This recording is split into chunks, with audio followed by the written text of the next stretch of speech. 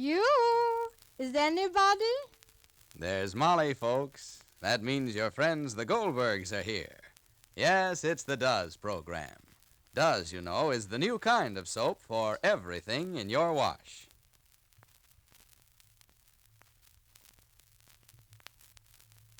Well, let's visit the Does'em house. There's Daisy Does'em clearing off the dining room table. She's telling Ma. You know that Mrs. Olmsted next door? Yes? Well, I was beating the drum about how simply snazzy Does is for dishes, but she didn't tumble.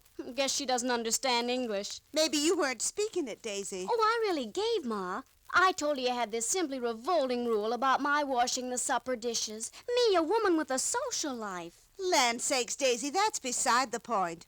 Couldn't you just say Does is a new kind of soap? It does everything in the wash and has everything for dishes, too. Sure. I told her this divine Does has just everything for dishes.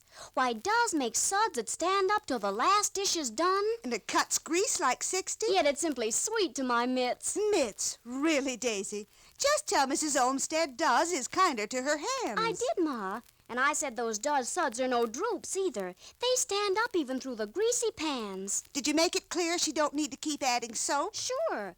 I told her Does gets those simply revolting pans clean on the downbeat. Such talk, Daisy. You should have said Does cuts tough grease in less than half a minute with no hard scouring. I did, Ma, but she acted very strange. Especially when I says, look at my hands. Ever see a smoother pair of romance grippers? Good gracious, Daisy. I better phone poor Mrs. Olmsted and tell her in plain English what Does does, or she'll think we're all balmy. Okay, Ma. Just tell her to give her dishes their daily dozen. Well, translated freely, here's what Daisy's jive means. Does is the only leading granulated wash day soap that combines all this for dishes. It makes suds that stand up till the last dish is done, cuts grease like 60, yet it's kinder to your hands. Try Does, D-U-Z. It has everything for dishes. And now the Goldbergs. Tears are a handy way of getting to Molly's heart. And her new daughter-in-law, Grace, seems to know it. Molly and Jake were ready to make Grace their daughter. They did, for Sammy is somewhere on the high seas bound for some unnamed battlefront. And Grace, with her charm, her sweetness, and beauty, fitted into all Molly's dreams of a wife for Sammy. The only trouble is, Grace is not exactly what she seems, and Rosie has sensed this. But Molly and Jake are not aware that Grace is up to some plan. They only know that she seems to be in some kind of financial trouble, and they want to help. Listen. David, please take the phone, dear. Yes, Mama, I'm here. Hello? Uncle David? Yes, Rosalie. Don't say I'm calling, Uncle David. Yes, what?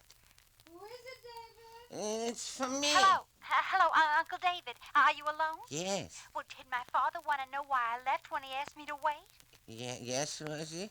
You didn't say anything. No. Well, don't, Uncle David, please. You're the only one I trust with my feelings about Grace. Yeah? Who is it, David? It's for me. Is she still crying? Is Grace still crying, Uncle David? Not Well, now. what did my father say? And did she tell my mother what she was crying about? No. Well, no matter what she tells them, I won't believe it. And she's not going to get my college money. Goodbye. Goodbye. Personal call, David. Yeah, person to person, person. Oh. David, Rosalie didn't say why she didn't wait before going to mail the letter. No, Jay? she didn't say. Grace is resting a little bit. Yes, Molly. Excuse me. Yes, Excuse me, please. Yes, David. Stop biting your nails, Molly. Oh, I'm nervous, so I'm biting. Don't be nervous and don't bite. If I am nervous. If you are nervous, so let me go into Grace and let me ask her once and for all what it is that's troubling her. And if it's money, if it's then... money, we can save up maybe somehow, some way, we'll see. But first we have to know how much money she needs and what she needs and why and for who. Suffice it that she needs money. What and for who is it our business? No, but how much we have to know. Of course, that we have to know. Of course. Tell her the details you're not interested in. You only want to know how much money she needs. And if it is possible at all, I we'll know, try. Jake, darling, but if she needs thousands... Why should she need thousands? Oh, I'm only saying that what is possible in our circumstances of financial assistance is hers to do it, just as if Sammy was in a financial shortage, I mean, after all. But, Jake, darling, I'm just thinking. I'm just putting my head together. Because she and Sammy, got married quickly and hurriedly. A girl. Every girl, even in a hurrying wedding, wants a trousseau. Maybe not like in an ordinary circumstances of a wedding, but a new dress, a new coat, a new valise. Did you see Grace's trunk, Jake? Beautiful. All her clothes, lovely. Not just, But she sews herself. even if she sews herself, her coat she didn't sew herself. And she has beautiful, beautiful undergarments, Jake. Handmade slips and this and that. What's and this and that? This and that. Everything. But handmade. So I was thinking, Jake, so that maybe she borrowed some money and this person has to be paid back. But why should she cry? It's not so tragic to owe somebody a few dollars. To me, it would be tragic, too. To the point of tears. Well, under the same circumstances as Grace is in, anything would make me cry. A bride alone. To be at my Sammy's bride. How many Sammys are there, Jake? Not many.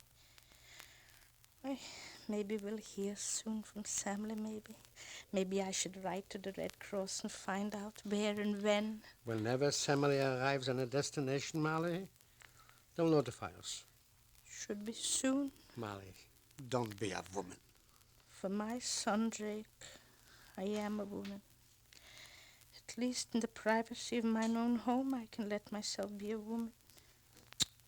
Jake, am I a woman afraid? No. Am I a woman who can't see what has to be done? No. And do what has to be done? No.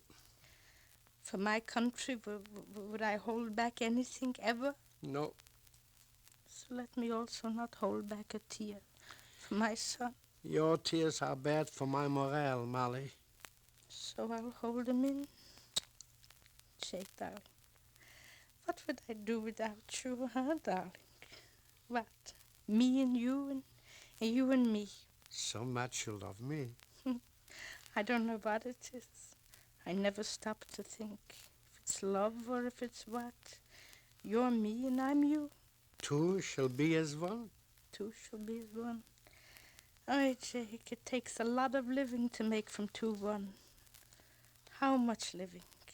Life is not so short as some people say. Jake, darling, think, just remember back. Look what we lived through, Jake. We were young together, not so young. We made a world together. You made me a mother. I made you a father. Our last hope is to grow old together. There is plenty of time. You're afraid to grow old, Jake? Not afraid, but... It's comfortable. Very comfortable. What? Old age. Who wants to be comfortable? It's good to be comfortable and rest after a long climb. It's good. We'll both be old, Jake, with grandchildren. The war will be over. Sam will come home. They'll have a family. And after the war, we'll have to see how to make a living. Our job is not done yet, Molly. No, I said when we're old, we'll be comfortable. We're not old yet. There'll be too much to do in this world to get old. If we live to see it done, Jake, won't that be wonderful? If all the things that men are talking about now will come to pass. For instance? For instance, no more war. No more want. Freedom from fear and want, Jake. Think what that means. Think what that means. Freedom from want. That means not being afraid. Not being afraid to be what you are. People won't be afraid to be as good as they are when they won't have to be afraid of want. Jake, darling, there'll be no more cruelty. Men will be brothers and women will be sisters. Cain was Abel's brother, too. But he wanted his porridge. But if there'll be 2 pots of porridge, there'll be hope for Cain too, Jake. Let's hope we'll live to see it. Oh, Shangri-La, Jake. Darling, it'll be Shangri-La. Shangri-La?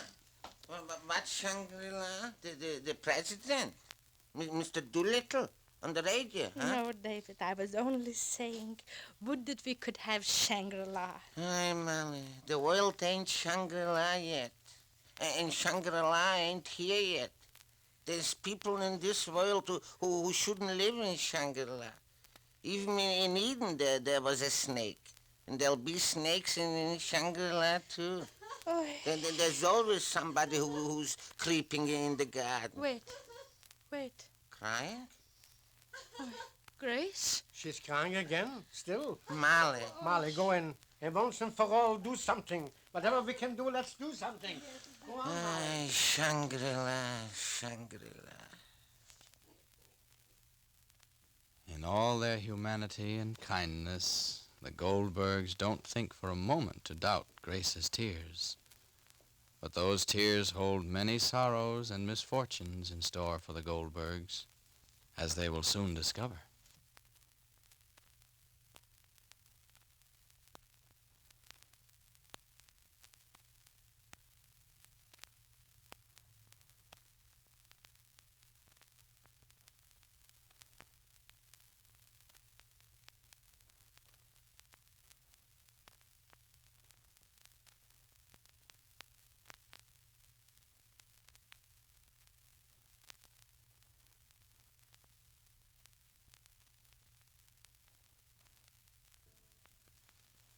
You know, we try to make this quarter hour give you a pretty well-rounded picture of what a radio program should be. You get the real heartwarming story of Molly Goldberg. And you get some practical advice, too, from the Duzham family. You know, just like Pa Duzham said to me the other day. You see, Clayton, Ma Duzham's worked plenty hard, bringing up two youngsters and doing all her own work. Mm-hmm. And that's why I want her to have all the modern conveniences. Like, for instance, Duz. Good for you, Pa. Yes, Duz certainly is a modern convenience. Why, this new kind of soap does everything in the wash, from the grimiest overalls and towels to Ma's pretty rayon slips and things. Yes, friends, compared to other leading granulated wash day soaps, Duz is the only one that gives you this amazing combination. Longer life to colors, plus unsurpassed whiteness and real cleaning power for the dirtiest clothes. So take Pa's advice. Want to make wash day easy for the little woman? Get her Duz. Sure, even in the toughest wash, Duz does everything. Be sure to listen to the next episode of The Goldbergs. We see how, after the tears, the story is invented for the Goldbergs to hear.